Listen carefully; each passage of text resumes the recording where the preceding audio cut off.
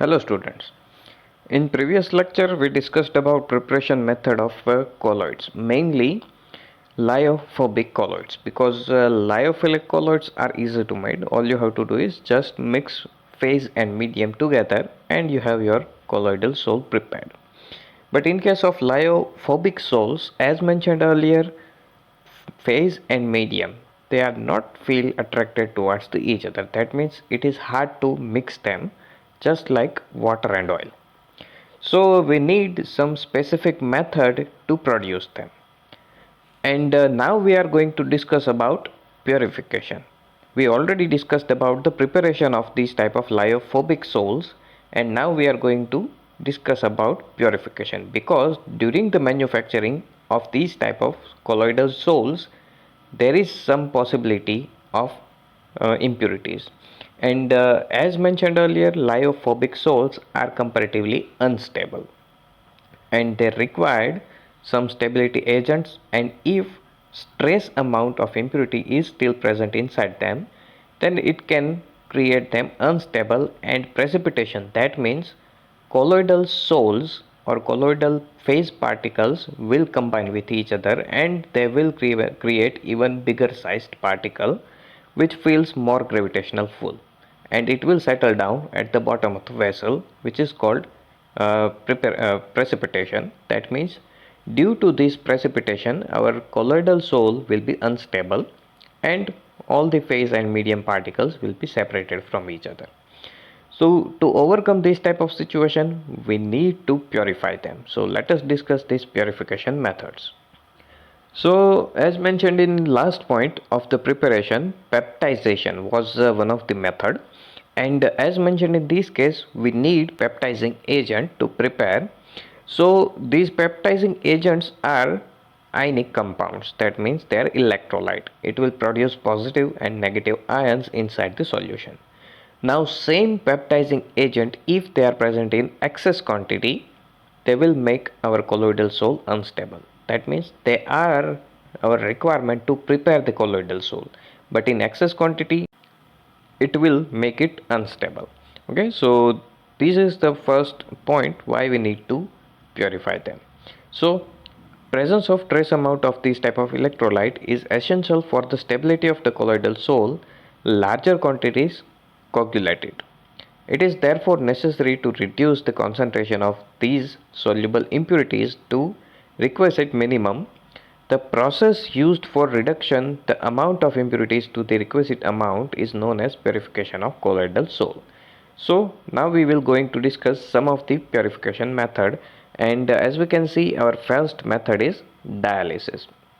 So it is a process of removing dissolved substance from the colloidal solution by means of diffusion through the suitable membrane. Now remember we discussed earlier about membrane or semi-permeable membrane specifically. So semi-permeable membranes are a compound or a type of papers which allow specific sized particles to pass through it. It will behave as a filter. Okay, they have very small sized pores or holes in it so that smaller particles can pass through it, but larger particles are not able to pass through it. We are going to use same type of material here, that means semi permeable membranes. Now as mentioned earlier, our colloidal particles are usually larger in size, whereas electrolytes or solvent particle, or in case of colloidal solutions, let us call it medium, so dispersion medium, they are comparatively smaller sized particle if we compare them with phase particle, that means our colloidal particle. So if we use semi permeable membrane, then our common observation will be larger sized particles are not able to pass through it, but smaller sized particles do. Okay, so that means dialysis is a one type of filtration process in which we are not allowing colloidal particles to pass through it or pass through the filter, but medium particles as well as electrolytes added during the peptization process, they are able to pass through it. Okay, so let us discuss it. Since particles, ions or smaller molecules in a true solution can pass through the animal membranes, or parchment paper or cellophane sheets, but not colloidal particles. The membrane can be used for dialysis. The apparatus used for this purpose is called dialyzer. A bag of suitable membrane containing the colloidal solution is suspended in the vessel through which fresh water is continuously flowing. So here we have our arrangements. So as we can see, we have a bottle which is made up of membrane, okay, or we can say that it is a semi-permeable membrane, which initially contains our impure colloidal sole prepared by previous methods. So fresh water supply inlet is from this point, and water plus impurities will come out from this point, okay, and this is our dialysis membrane. And we have crystalloids, that means they are colloidal particles, okay. So what is the procedure? So our simple procedure is, this bottle is made up of semi-permeable membrane.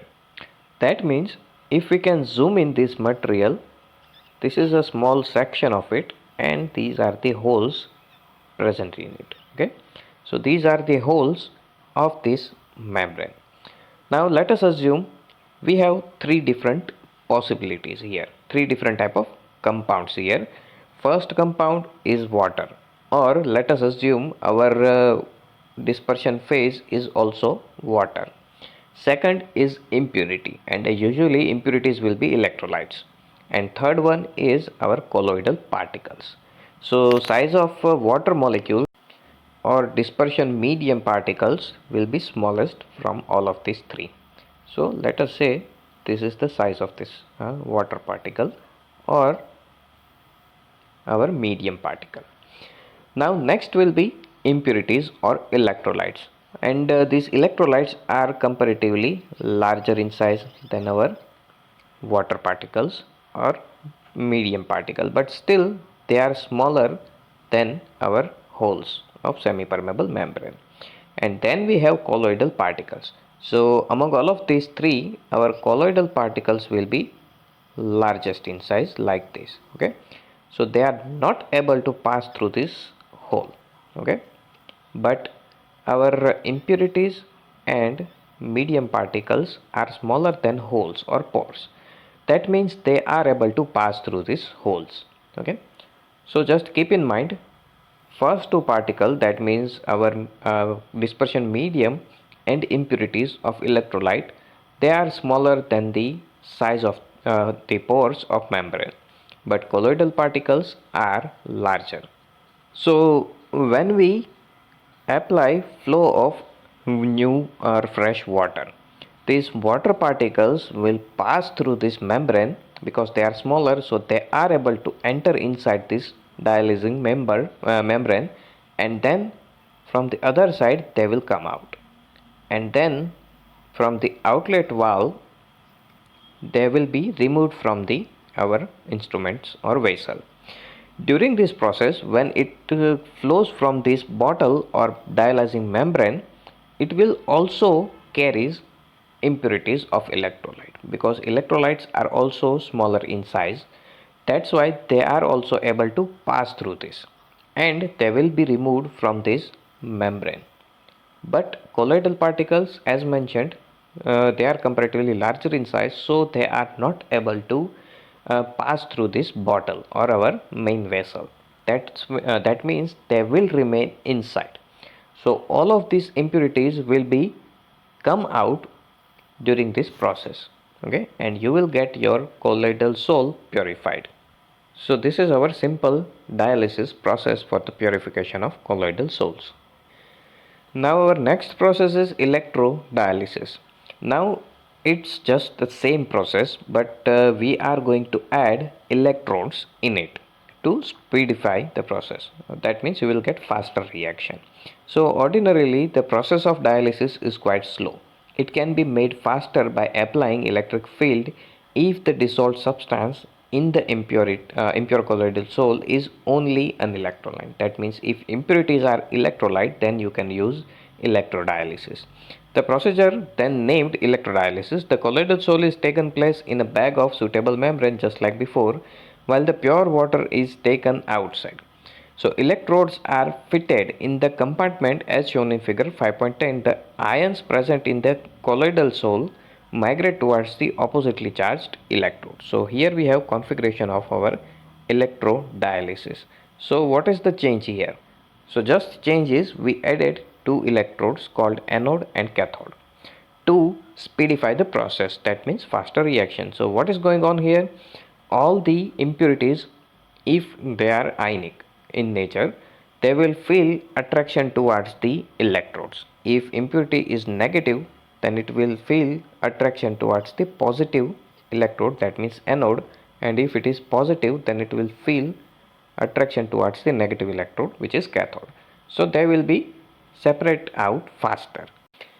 Our next method is ultrafiltration. So just like it sounds, we are going to use a simple filtration instruments with specific type of filters. You cannot use ordinary filters because they are comparatively larger holes in it. So ultrafiltration is a process of separating the colloidal particles from the solvent and soluble solutes present in the colloidal solution by specifically prepared filters which are permeable to all the substance except the colloidal particle. That means permeable, that means all of the particles present in our solution will be able to pass through it except colloidal particles because they are larger in size, but all the other particles are smaller in size, so they are able to pass through the small pores or holes of our filter. So but we cannot use ordinary filter as mentioned in this case.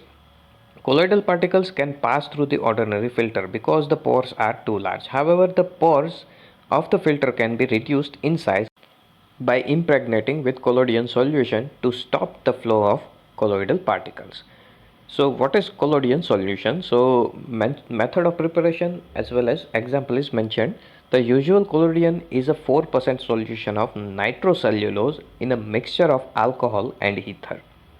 An extra filter paper may be prepared by soaking the filter paper in the collodion solution, hardening by the formaldehyde, and then finally drying it. So what we are going to do here is, first we are going to use a simple filter paper. Suppose this is the zoomed in portion of the filter paper, and as we know, filter papers contains pores in it, and these are the size of pore.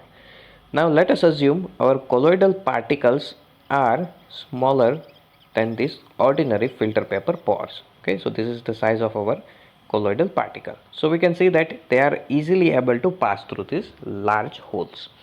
So what we are going to do is we are dipping our filter papers in collodion solutions. So during this dip, we can say that the web-like structures are filled inside these pores like this. Okay, threads or crystals or fibers of our collodion solutions will be jammed inside these holes like this, and they will make these holes smaller. Okay, step by step size of this hole or pores will become smaller until it reaches its certain size, and which is smaller than our colloidal particle. Now we have to harden it. That's why we will add them into hardener so that this jammed or these fibers will become hard, and then we let them dry. And now our ultra filter papers with smaller sized pores like this are prepared, and we can use them to filter out our colloidal soles from the remaining colloidal particles from the remaining solution. So thus by using ultrafilter papers, the colloidal particles are separated from the rest of the material. Now ultrafiltration is a slow process. To speed up the process, pressure or suction is applied. The colloidal particle left on the filter paper, ultrafilter paper, are then stayed with the fresh dispersion medium or solvent to get pure colloidal solution. All of the impurities will pass through the filter paper. All of the medium dispersion medium will be passed through the filter paper, and only colloidal particles or dispersed phase will remain inside the filter. So we can collect them, then we will add them into the dispersion medium again, and you will get your pure colloidal soul. Now we have one more purification method which is not mentioned right now in the textbook. It is called ultracentrifugation. Now ultracentrifugation is based on centrifugation process. That means just like merry-go-round, we are going to rotate the tubes of the impure colloidal soul inside the centrifuge. Now what is centrifuge? So here we have some few examples of centrifuge. So here we can see an instrument in which we have holders of tubes here. These are called centrifuge tube holders, and we have a handle to manually rotate it. When we turn this handle, these all structure will rotate from here, okay, and it will create centrifugation force. What is centrifugation force? When we are rotating something, the thing will try to move away from the center. Simple definition of centrifugation is when we rotate thing, it will try to move away from the center. It is called centrifugation force. Okay, so heavy particles tend to move away more than lighter particles, and as we know, our colloidal particles are larger in size, whereas impurities and medium particles will be lighter in size, so they will feel less centrifugation force. And this is a full design of a simple one, and these are some modern centrifuge machines which uses very fast motor, and they will rotate these type of tubes even faster with extreme high speed. Okay, so these are few examples, and these are the simple tubes which will be used inside the centrifuge. So as we can see in this video, first we will fill our centrifuge tubes with our required solution. Then we place them in the stand in the centrifuge like this. Then we will rotate them with high speed for a few minutes or seconds. And when we remove it, you can see heavier particles are collected at the bottom. So we can separate out these particles collected at the bottom, which are colloidal phase particles, and then we can remove it from the remaining solution which contains impurity, and then we can add them with fresh dispersion medium, and you will get your purified colloidal soul. So these are the purification method of our colloidal soul which we prepared earlier using the methods of preparation. Hope you got all the points, and if you don't hesitate to ask, and we will discuss these points in detail again.